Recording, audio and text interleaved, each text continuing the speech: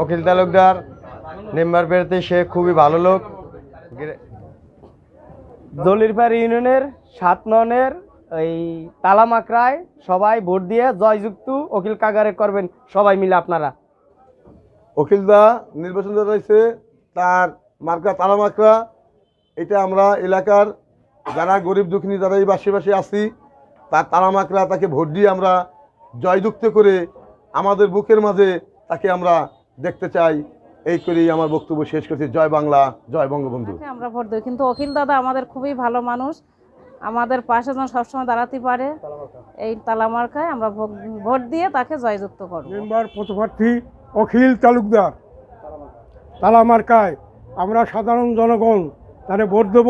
সবাই মিলে দেশের জনগণ আছে, সবাই আমরা একসাথে তারে ভোট দেব। একটা ভালো লোক, তার মতো লোক হয় না। এই বলে আমার বক্তব্য শেষ করছি। অখিল তালুকদার সে ভালো মানুষ, তারা সবাই মিলা তালামাকড়ায় ভোট দেওয়া জয়যুক্ত কইরা আমরা সবাই বানাবো। যে অখিল কাকা খুব ভালো লোক, তারে আপনারা সবাই ভোট দিয়ে দেশের সেবা করার সুযোগ দিন।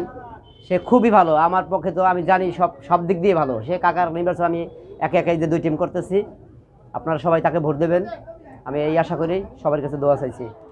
অখিল তালুকদার 7 নং ওয়ার্ডের মেম্বার পদপ্রার্থী অখিল তালুকদারকে আপনারা তালামার্কায় ভোট দেবেন, জয়যুক্ত করবেন।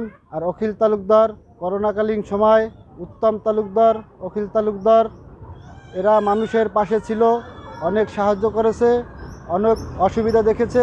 এই সুবাদে আপনারা যারা আছেন হিন্দু, মুসলমান, বৌদ্ধ, খ্রিস্টান, তাদের কাছে তালামার্কায় একটা ভোট চাই। এই বলে একজন ন্যায় নিষ্ঠা ভালো লোক,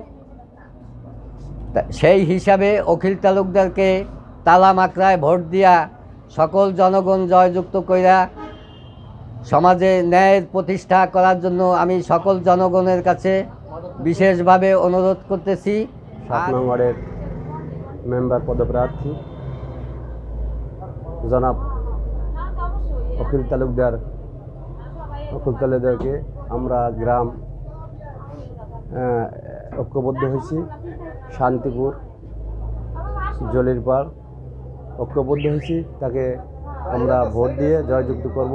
সভাপতি, আমি দীর্ঘদিন ধরে ওয়ার্ডের জনগণের সেবা করে আসছি। ভবিষ্যতে আমি যদি 7 নম্বর ওয়ার্ডের মেম্বার প্রার্থী আমি যদি হইতে পারি তালামার্কায়, তাহলে জনগণের পাশে আমি আজীবন থাকব। রয়েছি যে কয়টা দিন বেঁচে থাকবো, জনসাধারণের মাঝে আমি বেঁচে থাকবো।